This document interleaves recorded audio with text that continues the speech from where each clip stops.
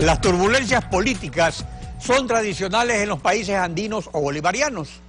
Hoy marcan la agenda las amenazas al debido proceso y a la libertad de expresión.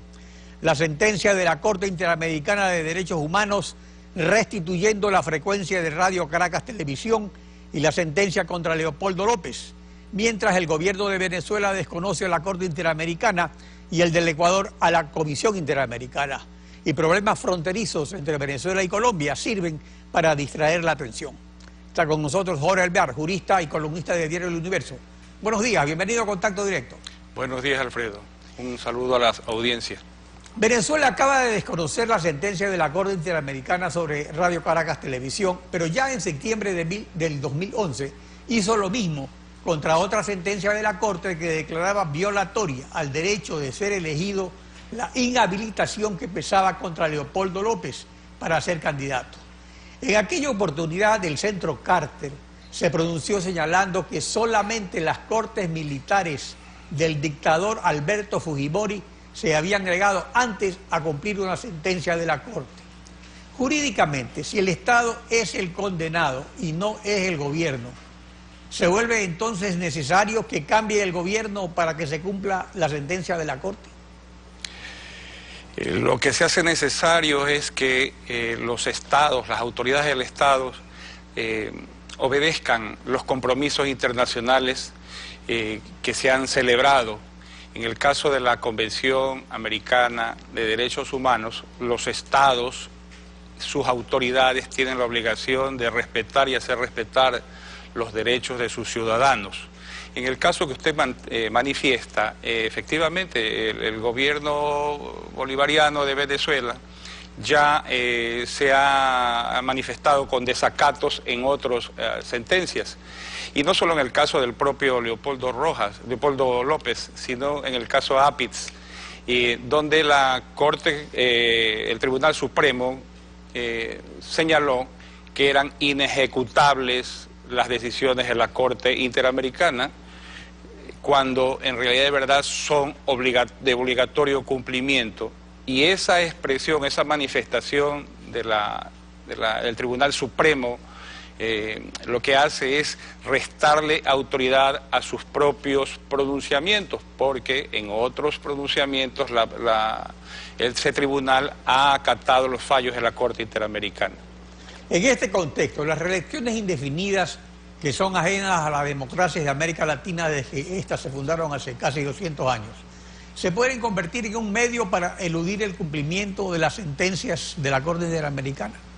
Bueno, todo gobierno autoritario que se perenniza en el poder tiende a incumplir los compromisos que protegen los derechos humanos, ¿no? Yo lo digo con la experiencia de que normalmente los procedimientos en la Corte duran varios años, pero duran tantos años que permite que el que violó esos derechos ya se vaya, que cuando se dicta la sentencia está otro gobierno en el poder y ese gobierno a nombre del Estado cumple la sentencia. O sea, realmente así funciona el sistema.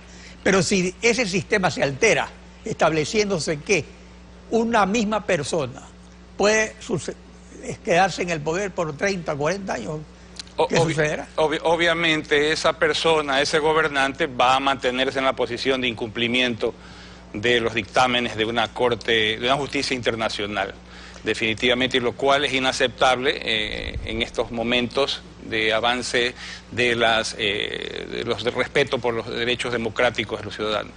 La Corte venezolana condenó a Leopoldo López culpable de instigación pública, asociación para delinquir, daños a la propiedad e incendio intencional en el contexto de manifestaciones contra el gobierno en febrero de 2014. Esas protestas fueron violentas y murieron 43 personas. López se entregó voluntariamente para ser juzgado, pero dicha sentencia ha originado una reacción internacional por la violación al debido proceso y destacadas figuras, incluso de la Internacional Socialista como Felipe González, se han pronunciado en el sentido de que ni en la dictadura de Pinochet vio semejantes abusos. En este contexto, las elecciones parlamentarias que se celebrarán en diciembre en Venezuela marcarían un punto de quiebre a la crisis de los derechos humanos en ese país. Hay que esperar que así ocurra, que en las elecciones los venezolanos escojan por retomar, por rescatar el respeto a sus derechos. Mire, respecto a lo que usted ha señalado en el caso de Leopoldo López, es que desde antes de juzgarse, de iniciarse el procedimiento contra Leopoldo López, ya las autoridades del Estado habían resuelto su condena, sobre todo haciendo que intervengan jueces provisorios, jueces sin estabilidad que están sujetos a los dictámenes del gobierno, como el de Venezuela, donde no existe separación de poderes y donde claramente la función judicial depende del poder político, ¿no? Ahora, pero eso de los jueces provisorios también ha ocurrido aquí en el Ecuador en ciertos casos, ¿o no? Usted ha traído a recuerdo efectivamente la triste historia que tenemos, que hemos pasado, que en algunos procesos muy conocidos han intervenido jueces provisionales y que han sido sustituidos, digamos, a una velocidad increíble, sin conocimiento, sin preparación y simplemente designados a dedo, como fue designada la jueza Barreiros en el caso de Leopoldo López. Es decir, que hay cierto paralelismo entre lo que está sucediendo en Venezuela con lo que sucede en el Ecuador. Bueno, el paralelismo es que la división de poderes desaparece en este tipo de regímenes donde se mezcla las tres funciones en la voz única del gobernante de la función ejecutiva. Ahora, en el caso de Leopoldo López, él tiene antecedentes políticos, por eso había sido inhabilitado para ser candidato, incluso en el golpe del 2002. Y ahora un vocero de la Revolución Bolivariana Venezolana dice que está cumpliendo las faltas de esa época. Esto de la revolución del 2002 ha sido un argumento recurrentemente utilizado del golpe de Estado que se dio contra Chávez, por Chávez durante estos 13 años, aquí, así como se usa en el Ecuador el 30S. Y, por ejemplo, en el caso del 30S tenemos el caso del Universo y el caso de Clever Jiménez y Fernando Villavicencio. Se diría que en eso también hay paralelismo. Definitivamente hay demasiadas similitudes en estas decisiones judiciales.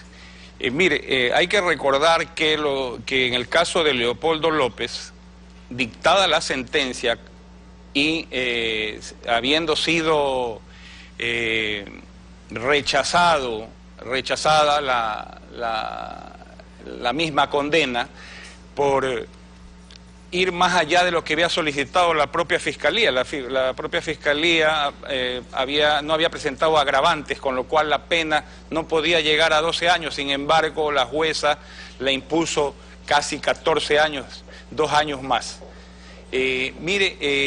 Hubo una instrucción directa y un rechazo a las condenas internacionales, primero de parte del presidente de la Asamblea, el señor Cabello, y 24 horas después, en el caso de RCT Televisión, el Tribunal Supremo rechazó la sentencia de la Corte Interamericana, cuando se ha tomado más de 8 años sin resolver el recurso que planteó RCT Televisión.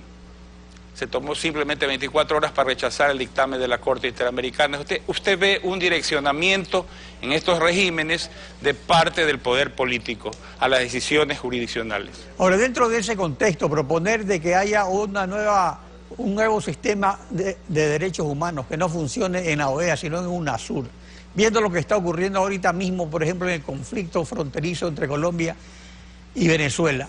¿Qué validez tiene la UNASUR para poder organizar esto, así como ha estado haciéndolo para veedurías electorales? Veo muy poca credibilidad de parte del organismo, comenzando por el representante de UNASUR, pues que definitivamente está alineado con el pensamiento de estos regímenes llamados de la revolución del siglo XXI, ¿no? Ahora, si eso es así, el conflicto fronterizo con Colombia, que hoy se trata en Quito, ¿podría estar dirigido a crear un ambiente bélico que lleve a suspender esas elecciones parlamentarias de Venezuela? Todo es posible. Es más, tengo amigos que desde Venezuela me cuentan que hay un temor muy creciente de que las elecciones se suspendan, se declare previamente una emergencia y así el señor Maduro no tendrá que enfrentar una realidad adversa que señala su impopularidad. Respecto al pronunciamiento que han hecho varios relatores de Naciones Unidas sobre libertad de expresión y libertad de asociación en cuanto al proceso de disolución de Fundamedios, algo sin antecedentes. Respecto a eso, por ejemplo, ¿qué es lo que está en juego? Ellos están pidiendo que se suspenda este proceso. ¿Por qué debe suspenderse el proceso? Debe suspenderse el proceso porque detrás de la disolución de esta fundación, de esta persona jurídica, se estarían afectando los derechos de personas en su libertad, en su derecho a transmitir información y el derecho al trabajo de las personas que colaboran en esa fundación. Así fue aclarado en la Corte Interamericana, por la Corte Interamericana en el caso RCTV, que al restituirle los derechos a la compañía RCTV S.A., en realidad de verdad no se está protegiendo a la persona jurídica, sino a los directivos, accionistas y trabajadores del canal, y por eso fue que se ordenó que se restituya la frecuencia y la entrega de los equipos que les permitan operar eficazmente. Bueno, por lo pronto la SECOM ha anunciado que no existe un plazo fijo para tomar una decisión al respecto.